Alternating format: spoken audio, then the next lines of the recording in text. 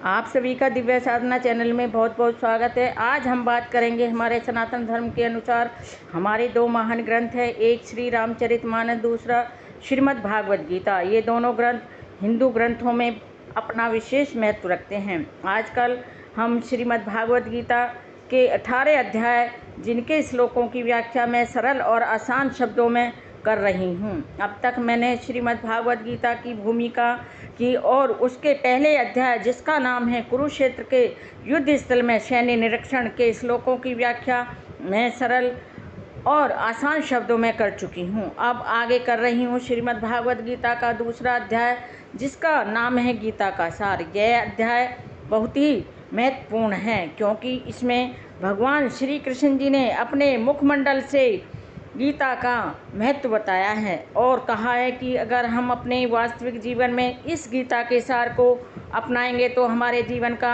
उद्धार हो जाएगा और हमें वास्तविक ज्ञान की भी प्राप्ति हो सकेगी अगर हम इसको ध्यानपूर्वक पढ़ेंगे और उस ज्ञान को अपने वास्तविक जीवन में धारण करेंगे। मेरी आपसे प्रार्थना है आप इस गीता के सार के श्लोकों की व्याख्या जो मैं सरल शब्दों में कर रही हूँ उसका आप श्रवण अवश्य करना।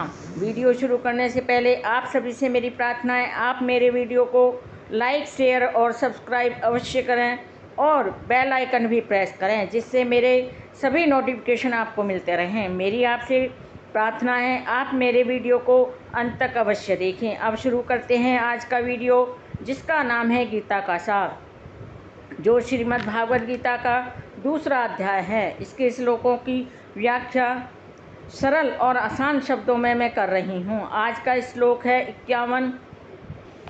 कर्म जमे बुद्धि युक्तः इहि फलम त्यक्त्वा मनीषिणः जन्म बन्धः विनिर्मुक्तः पदम गच्छन्ति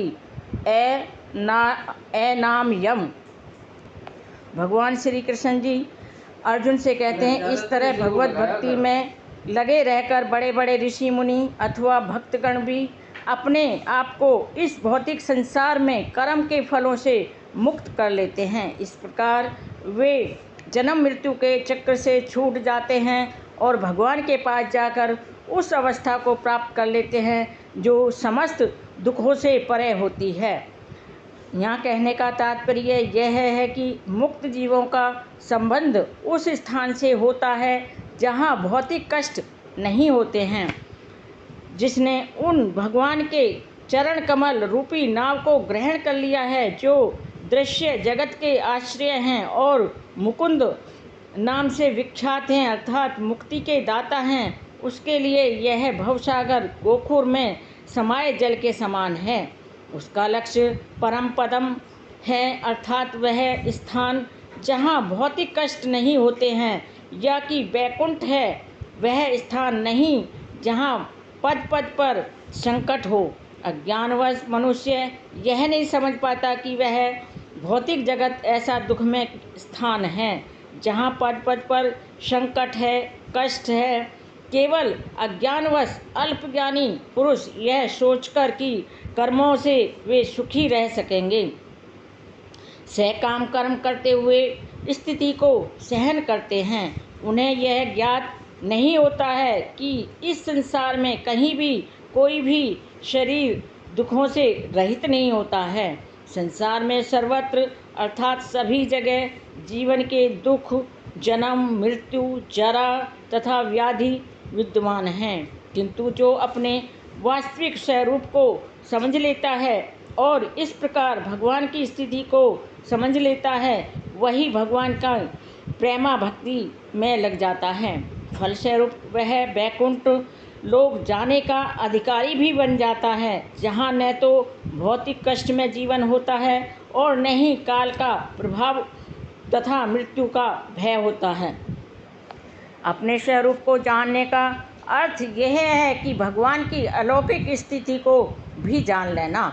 जो भ्रमवश यह सोचता है कि जीव की स्थिति तथा भगवान की स्थिति एक समान होती है उसे समझो कि वह अंधकार में जी रहा है और स्वयं भगवत भक्ति करने में बिल्कुल असमर्थ है।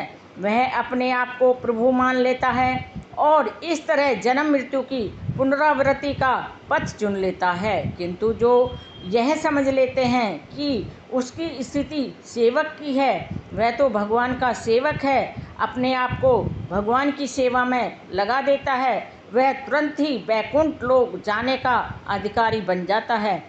भगवान की सेवा कर्म योग या बुद्धि योग कहलाती है, जिसे स्पष्ट शब्दों में भगवत भक्ति भी कहते हैं। यह थी मेरे आज के 51वें श्लोक की संपूर्ण जानकारी। मेरे वीडियो में अंत तक बने रहने के लिए आप सभी का कोटि कोटि धन्यवाद। नमस्कार।